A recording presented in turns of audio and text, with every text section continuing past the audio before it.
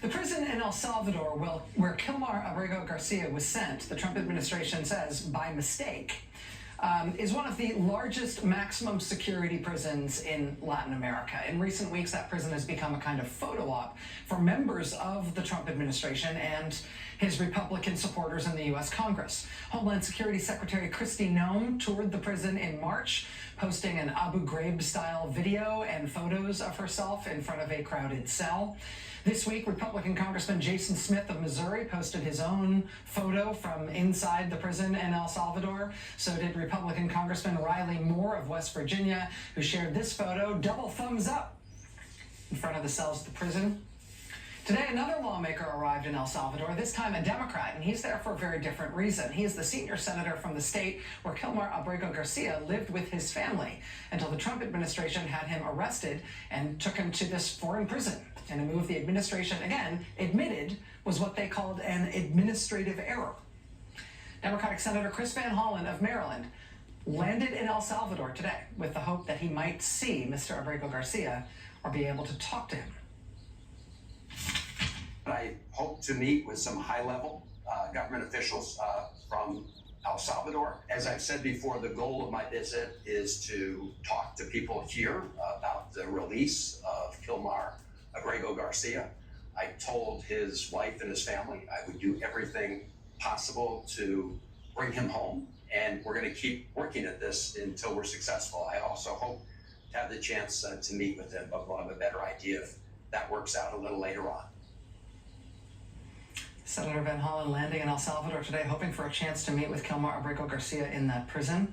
Senator Van Hollen says the vice president of El Salvador told him he would not be able to do that when he met with him today.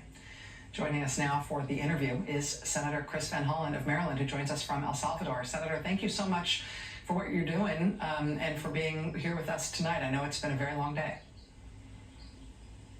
It has, Rachel, but as you said in the intro, I promised Kilmar's family that I would do everything I could to bring him home because, as you said, a court in the United States has determined that he was illegally abducted from the United States and landed in the most notorious prison in El Salvador.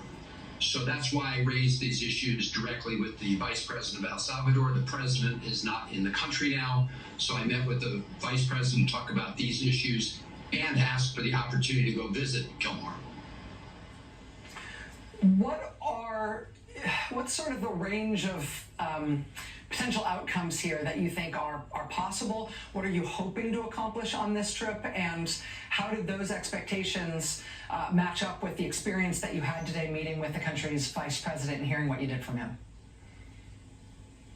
Well, my goal is to keep a spotlight on this issue until justice is done, until the 9-0 opinion by the Supreme Court is implemented by the Trump administration, which is ignoring entirely that order that they need to facilitate his return. I asked the folks at the embassy whether they've been ordered by the administration to do anything to facilitate his return. The answer was no, so they're clearly not in compliance. And I said to the vice president of El Salvador, look, you've got somebody in your worst prison, the prison for terrorists, who the United States court has said has committed no crime. And so I asked him if he had any evidence that Kilmar was a member of MS-13 or had committed any crimes. And he said, no.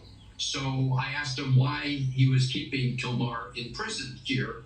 And his answer was that essentially the Trump administration is paying the government of El Salvador taxpayer money to keep this person here despite the court orders. So my goal, Rachel, is to make sure that we keep the spotlight on this issue because I think it's unsustainable. It's unsustainable to continue to keep a person who has not been convicted of a crime in the worst prison in El Salvador when the Trump administration admitted itself to a judge that this was a mistake. But instead of fixing the mistake, they fired the Justice Department lawyer who admitted it was a mistake. I just want to underscore what you just said there, that you were told by the U.S. Embassy in El Salvador that they have received no request from the White House or from the Justice Department, from any other entity in Washington, asking them to take any steps to obtain the release of Mr. Abrego Garcia. Presumably it's the local U.S. officials at the embassy there who would be the relevant point of contact, first point of contact for the U.S. government trying to attain that outcome, correct? Well, that's exactly right. And it is pretty clear that the Trump administration has not lifted a finger to implement that court order. And so I think it's important that the courts know that, and they will know that. And again, denying his family an opportunity to even have a phone call with Kilmar is just a gross violation of basic human rights and human decency. And, I asked the vice president if I came back next week, whether or not I could go visit Kilmar. And the answer was no, he couldn't guarantee that. I said, look, I may be the first member of Congress here, the first senator, but I can assure you more will be coming.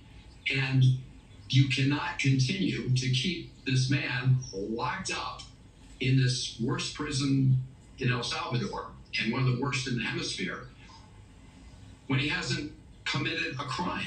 And so we're going to keep at this. And I asked the vice president just to let him out the gate, because you may remember at the White House, the president of El Salvador said, well, we can't smuggle Kilmar back into the United States.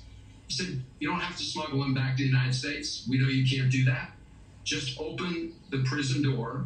And Attorney General Pam Bondi said the United States would send a plane down here. And if she doesn't, at least he would be free for now in El Salvador as we work to find a way to get him back into the court system and due process in the United States.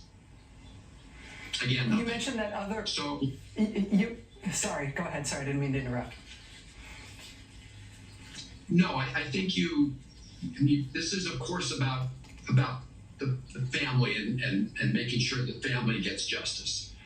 But it's also, as you say, about the Trump administration trying to deprive individuals in the United States of their liberty without any due process, right? This is like taking away people's freedom. That does not sound like a conservative idea to me.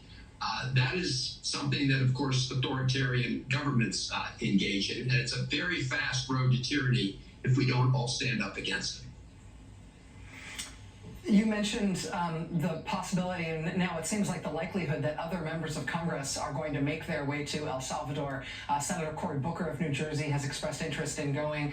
Congressman Maxwell Frost, the young congressman from Florida, has formally requested a congressional delegation, a CODEL, to El Salvador. Given that a couple of Republican members of Congress who are supporters of what Trump has done using this prison have somehow gotten into the prison and been able to take photo ops there, given that the Homeland Security Secretary, Kristi Noem, was able to get in and do a photo op there. I wonder what you make of the El Salvadoran government sort of opening the door to allow Trump administration officials and Republican supporters of President Trump in there to make essentially social media content while still denying you the opportunity to get inside. Well, you're right. That's clearly what's happening. I mean, you have the government of El Salvador, the president of El Salvador, make this deal with the Trump administration. I think it's $15 million that the Trump administration is going to be paying El Salvador to essentially take these folks from the United States who have been denied due process in the case of Kilmar. And again, Republicans seem to be happy to take photo ops at this site and celebrate the fact that the President of the United States is ignoring court orders and that the government of El Salvador is keeping this guy locked up who's committed no crime at all. So I do think, though, as we continue to put the spotlight on this injustice, that they ultimately will have to let him go. I believe that will be the case, because I believe people will keep pressing for justice. Maryland Senator Chris Van Hollen joining us live tonight from El Salvador. Sir, thank you again for making time to be here and helping us understand this and explain it to our audience. Please keep us apprised. I know a lot of people are worried about you being there, given what's going on between our government and the government of El Salvador and the kind of language used by their president in talking about this standoff. So please be safe, keep us apprised, and we'll look forward to having you back on soon. Will do. Thank you, Rachel. All right, more news ahead here tonight. Stay with us.